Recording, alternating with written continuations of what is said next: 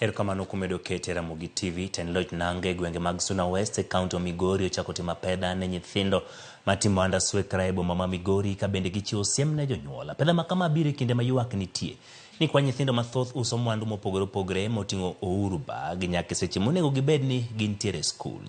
George Juma miwa mathoth.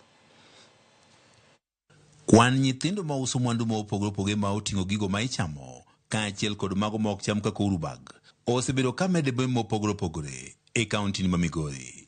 Nyithindo gi mathoth gino bende skundego mag primar yudore e bombe kaka Migori e kind sa 10 mar midhiambo kaachiel kod sa 2 mar otieno ka gitimo ohala mar aswekra.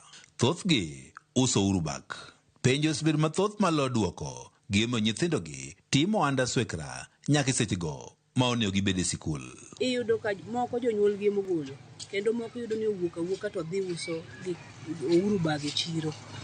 Ouru bag ni kendo eigi iyudo ka nitie moko nyaka makoto ji. Giuso ouru bag to ging'e koti ma wach ni keto kata simbi marach. Tiyudo ka simbi no en wang' ka wang' idhi tiyudo ko onge. Koro nyithindo ma uso ouru bag dwa ni mondo okawnegi jukumu matek kabisa. Bedo kwago mbaka ma chien kucho nodwa bedo mang'eny to nyocha dok chien kendo sani bwana no kodwa no duogi. Mai momi adwa na wach ni onego ji oriwre matek ahinya leadership mar town mondo kata ka en bura to go mondo ng'i kaka inyalo duok rate mar nyithindo ma koro pong'o town gi ohala mopogore opogore mondo gidog piny. Mogo kuom oganda wacho ni moko kuom nyithindogi odak mana kod degi ma bende hikgi oniang' kendo nyithindogo ema koro kawo tich mar manyo chiemo. Iyudo ka samoro nyathi odak gi damare kako nyalo yudo yor chiemo onge. Koro koneno dayo samoro yudo mana matin to en kata morwak go kata nanga kata monyalo nyiewo kata gik midwaro e skul.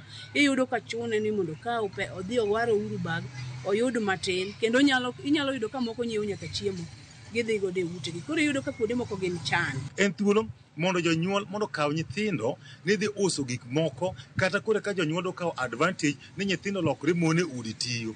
Gima chalo kamano ka yudo report machalo kamano ni jonyuol timogi ok apani jonyuol go biro dhi kode maber.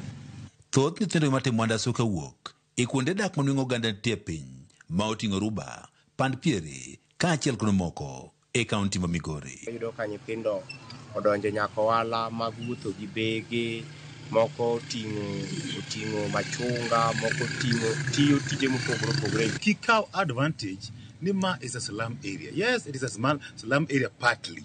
Tok dang' wayie ni koro nyithindo dhi timo gik moko oko mok beyo nikech it is a slum area. No, mano ok nyalre.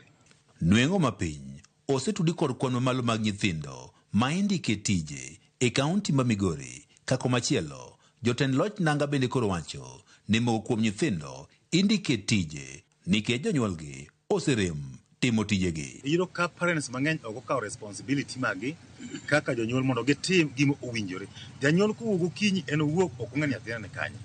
Nondo yango ni nitie familia mathoth e kaunti ma Migori ma joma dongo osewito ngimagi kendo nyithindo ema koro manyo yorego mag dak ma oting'o mano mar manyo gago. Maya suchno moko kuom nyithindo mondo koro we sikul kendo donjo tijego ma oting'o mano mag kunyo mula, kunyo kuoyo, tije mag puodho, lupo kaachiel kod mamoko. George Juma, Ramogi TV, Migori.